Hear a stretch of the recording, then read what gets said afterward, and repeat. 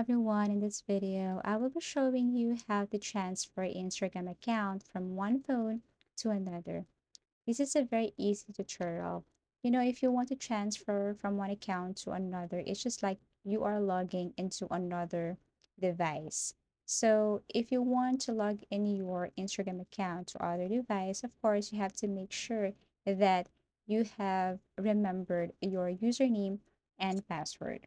Suppose that you're about to log into your another mobile number or other device. All you have to do is just simply remember your username and password. Type it here. So as you can see, you can see that for privacy purpose, I think.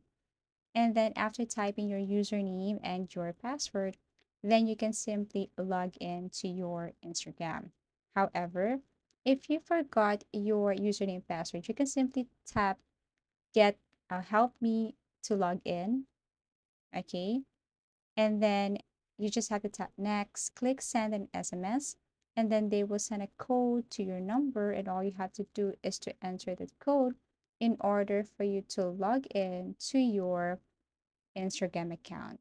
So that's it. If you don't remember your password, but you have your phone linked to your Instagram, then you can transfer your account to any device you want.